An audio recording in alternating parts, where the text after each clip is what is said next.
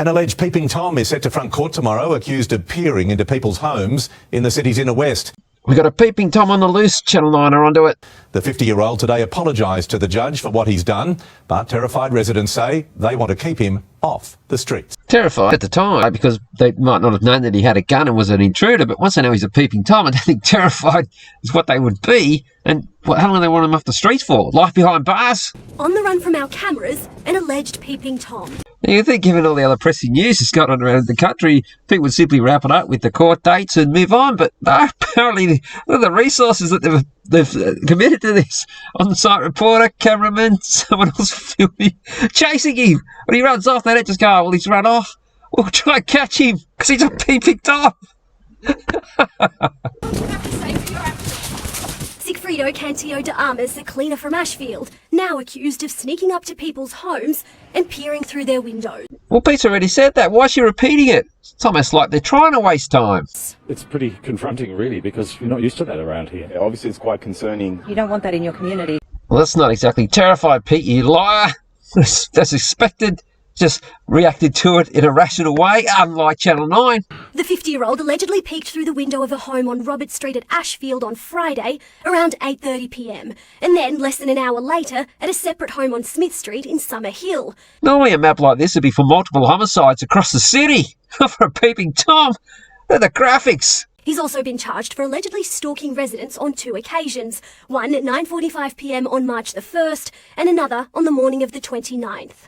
The picture they got of Darmus. He looks pretty friendly to me. Anyway, he was stalking residents as well. Okay, well, that's something else. They sort of got to the motive. What was he going to do while he was stalking them? What was he looking at when he was peering through windows? I mean, it was a bathroom window. Today, appearing in court using a Spanish interpreter, he apologised, saying he's sorry for what he's done. So that's it then. No harm done. He said he's sorry. He's not going to jail. Community service order at most, maybe a fine. You'd think they'd wrap it up at this stage. It was along here on Smith Street that Sigfrido Cantillo de Armas allegedly approached a home last Friday night. The continuing 6 p.m. news bulletin, we've got a reporter on location saying what's already been said during the fancy graphics display. Residents here today are relieved to hear an arrest's been made. Glad that he's not on the streets anymore. Very relieved. The police are doing a good job. Oh, thank God they got the residents back on talking common sense. Good job done by the police. Well, that's it, is it? Sigfrido Cantillo de Armas was granted bail on the condition he goes straight home. How many times did they chase this guy? This looks like another chase. Anyway, he's got to go straight home. And doesn't leave until he fronts court again tomorrow. Well, that's only one night. It's not like a 2-week COVID lockdown for 1,000 residents in Melbourne who, incidentally, weren't peering through anyone's windows. Vassilia Eiley, 9 News. Oh, finally, it's over. A couple of minutes on something should have taken 30 seconds. There was a flurry of activity in Glebe this morning when a small fire broke out at a Sri Lankan restaurant on Glebe Point Road. This was the very next story. I'm not kidding you. And you thought that last story was a waste of time. Well, certainly for this one. If you bail now, perfectly understandable. Because it's an ordeal. I have trouble making these videos.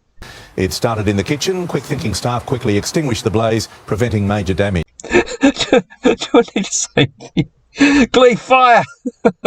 Oh, they did say minor at the bottom. Fire crews arriving a short time later to help clear the smoke. Oh, they didn't need to turn up, obviously. They've even got a police officer there. Or maybe he was just walking past. What was the call out at the station? Fire station. They leap it down poles in a truck. Sirens on, let's get there. I mean, how do you clear smoke? They're there with leaf blowers. Fuck off.